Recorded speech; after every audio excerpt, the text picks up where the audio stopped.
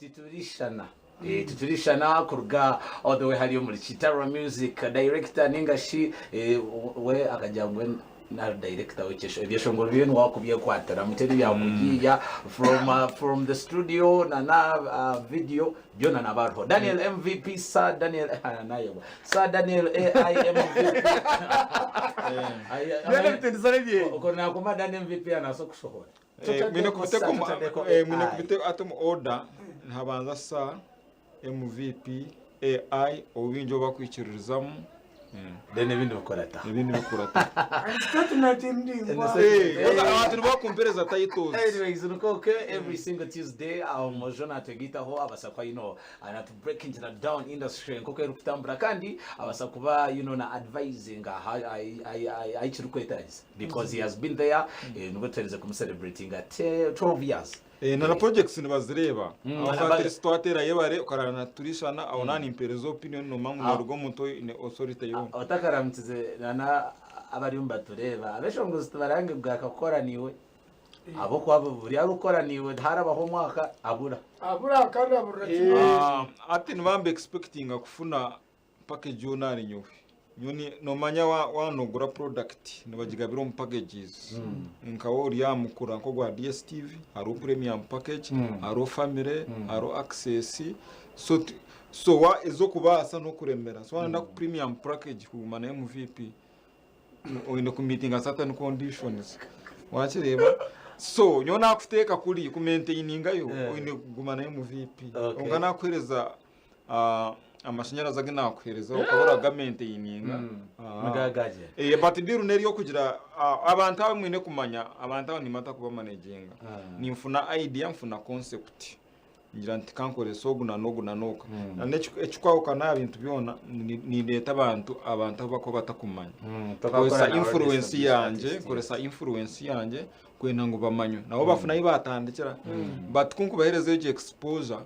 bo basitama they relax. Okay. Daniel MVP vanza twakutandikira mugiya konka banzora mutse bari mbatire. Abalebe ba TV West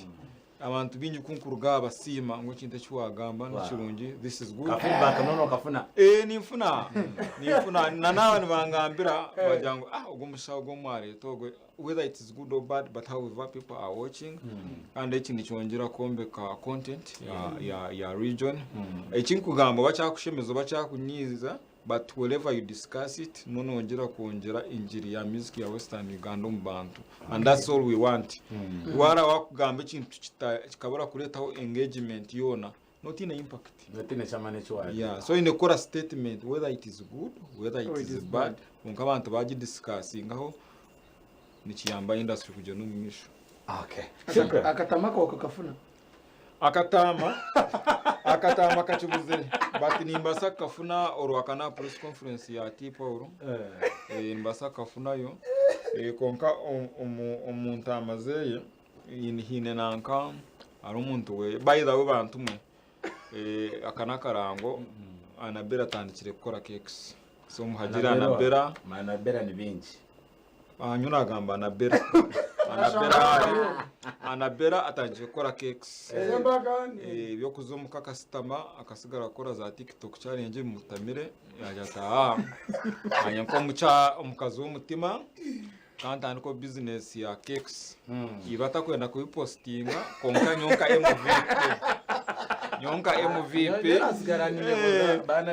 nyonka MVP nanka former workmate witwa so bantu mwe muhagire former workmate witwa mweta Anabera atandikire cakes so wonyine mbaga on birthday supporting Anabera nko mucyara womuka ayiye areke nguma niba musitamiso muka akabure cyo gukora so business mu supporting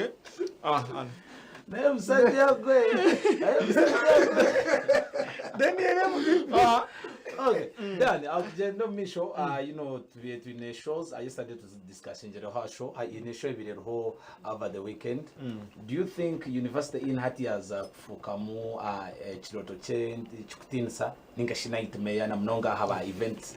organizers because shows is hereditary yote zase kuba zika expectations zabo. No challenge shows current as your market. the challenge starts with organizers na n'abantu abo bakushikirira for services because ati noreba kuko nimbagambira nti mamuri event organizers one,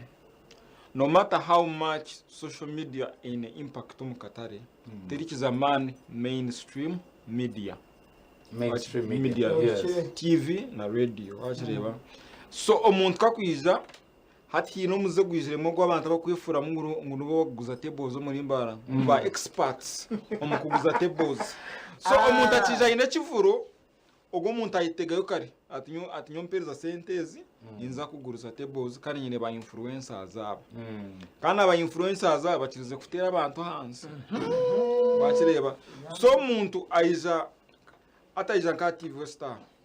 mukotingira a good package akizo umuntu ati influencers buri omuntu akumeza nke 10 akupushinga for 2 weeks but that influencer one taine trust y'omuntu akora ki omuntu owariyo nagambira but akantu akarangwa akareta TV West na Radio West omuntu nagira trust ya product yawe nagira TV West yakiranga ogwo muntu ari. Do you know no mzato gubine the so called influencers kunoya no mano zanka seta saino ebintu nka kikumi hati client yakuba bana picking interest ajatu atobanje ndena chia wache yes so challenge it's created by because atom marketing what they call 4 P's of marketing hello price product people and place now first of all tokuma abantu abo no targetinga do they afford the price wachireba you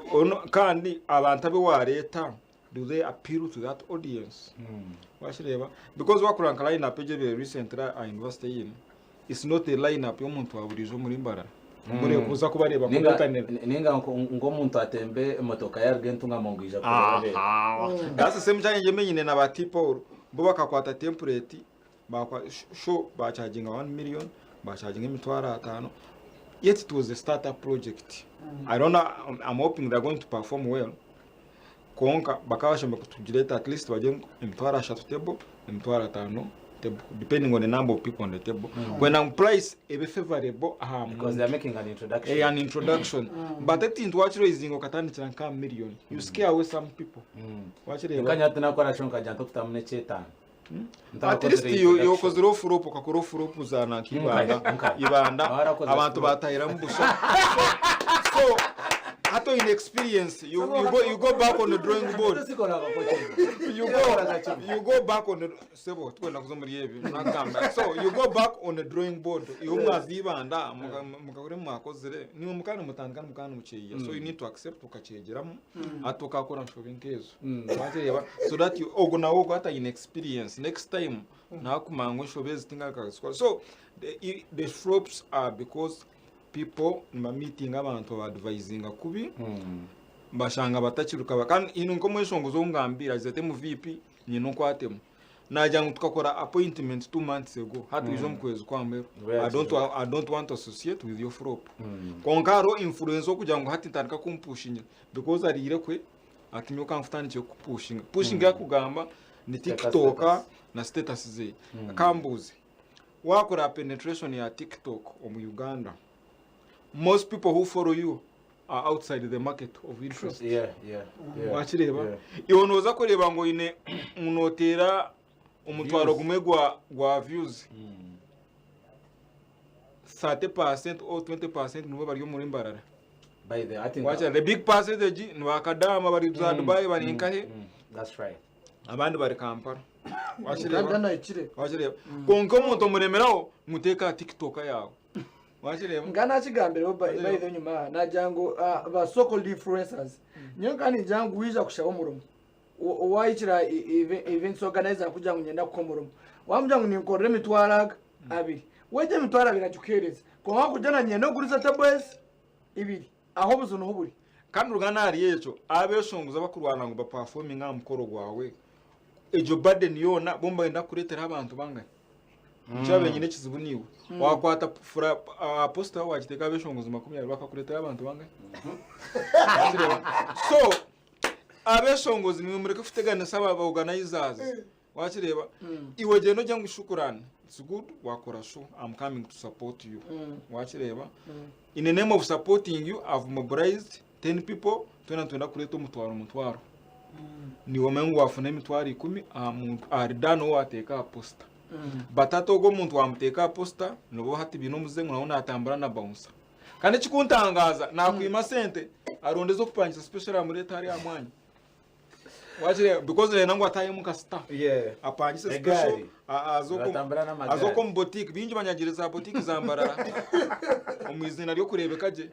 nazo boutique mu town yambara ati banjware anyago wa boutique batafunezo wa special nanezo wa bouncer because nyana ati nangu bouncer tamunyiga show yawo wachireba so oshanga babade ningachi iwo mukama wo mukoro so way forward mukambira abantu one ojo muri mbara turonda TV West turonda Radio West mapushinga chi trusting a mainstream media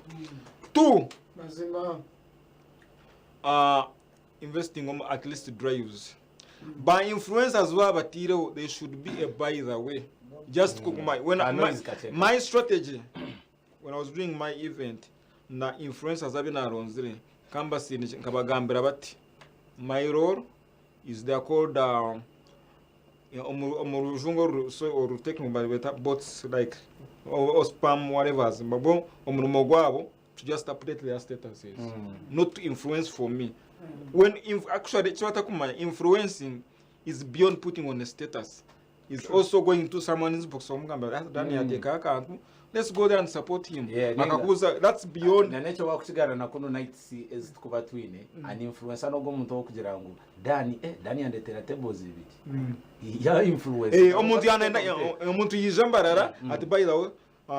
Radio West has an event here please let's go and check it out nkebe that was abana ko senyuka bajya omuntu mogwanyu yuguma binagera status don't talk anything just put a caption this then because I knew nza kuyuza gro mwanya I had to make phone calls n'abantu banyabe nabinyitaga wakireba then kutavya press conference bayimbaja MVP twakushabare kataye mutwate content nabeta bayika bazo mukutira dance hataba so njongamba so please event organizers mwetereze revise and go back and chindi when you're doing an event draw a picture visualize the kind of person who kwenda targeting visualize him on my interests there then setting a price executing that client when ngo batomeze you will get flops day in day out but chiriajo let's go and support people management yichiza na kwa ya Friday and na Radio West on Thursday let's go and support him kande chindi chachanje ba abeshonguzi media platforms zabeta umuze performingireho maybe ahari busha on a budget yabo no kubetaga ihokaza kwevima nyondi wa million nyondi wa Athens tumono uza kuba in concert uze kubadeninga MV pot nyambaga amana bakama bawo and they also forget something ngo these media houses stero muzika gwa mbeta bashabere wadena so thought in any events zitkaja tunamanya ati nyoka transport kawo nyon setting policy nyoka setting kan ngajisering management we are working with people who are cooperating with us wachireba people rakari achi ni hero that's why management na achi defending abaja toke let's support him but all your mweshongozo ryoko Radio West TV West in a night bakakweta izano or one because tomorrow noza kuba inakantu utumunyambe because there's a best ibasheme kuba mbatandikiraho kurango ikintu cyatambura misho okay turukwendera ninjere cyamashonga yakire echo nzo kugamba ho next time ninga no so kuficha breaking down nawe there's something hinekintu ekitandikire kuno yo Western Uganda actually owner ngandatazo mu central mu Uganda abeshongozi kugira ngo we natwiro mu industry myaka yenki 10 ekintu cyo kweta ba legend who is a legend mtandikari yaro kugira ngo nomanya he deserves or she deserves to be called a legend of industry wakachenga kantu ako no okweta legend people okweta legend it comes with what have you done beyond music who have you inspired who can nora what we have in the region we have people who are selfish, who want to enjoy the fame alone. Kana yakore kintu na yenda ngo akyesigarize kitaba public. Bakireba. Today I was having a conversation na Bruno Alpha Music. Namugira nti Regi niwe abatumize show. Turi rugogo Regi niwe adeclare ngo T-Power in the concert this year. Wait, so chikashitali bakabata kukimanya because I was nyomba kandi bansibura ndikuruga rugogo nanya ntibi yakoze twe mutaka bigambere yo mu VP ati mushaka tutomeza so cyaza namugira nsisi then kuyobo yachi declaringa financial contribution ya wrestler cause na posta deteriorate. If you are following elections in America, Obama every day akate ko tweet ya Kamala because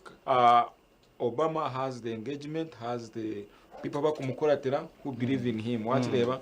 So if Regi, as you claim, bakweta one king, what have you done consistently? Kurang T-Power yoni wa mutumizi. What have you done consistently? Kuyamba T-Power. So that by show time, that's how in future abantu bakujangu yes is a legend of the region because I support Njoroge this here and there. So kuza kweta legend it's so kujangu okabanza abandi okutanga abandi okubanza abandi it was by mistake maybe ukazaroka kare. Okay. Wachire yokazaroka kare naro kafune byoma kare but it's not a must kujangu okatanga abantu mukatare ngo kweta legend. Legend comes with what have you done. Okay. Pa yokababero mu Western Uganda bakujoti they deserve it. I think we need to celebrate Sister Charity. There are so many things she has done. Can't no muntu ojire na mikoro y'abandi akaba perform that even free or subs because the attributes you need to whatever to attach to her kugira ngo cyakoze chiri. I think for the region nungu banza kugira ngo she is a reggae abandi kugira ngo mukatandika kare abandi kubeta reggae Daniel MVP coming into atumwine waibaka AI everything sawa ndio ile video AI karesa undi bakwikiriza Daniel MVP. Pleasure having you on the show always. Rwakana ya press conference ya T-Power ibyo tumusa mwanya tedagambe bine social media platforms bakubigambira iyo press conference ya T-Power urakatana nakubariya akugamba kivuro cye. I'm definitely going to be there. No ichiruzo muri MVP no ichizo mushukuran listen Iceman DJ let's be at university in staff ya radio we're going to be there in jana no rakatana bagaba some tickets abantu muze kunyumirwa show kale. Let's get back to the music in Zakwan Tugarka na Sister Charity otaga ha TV West.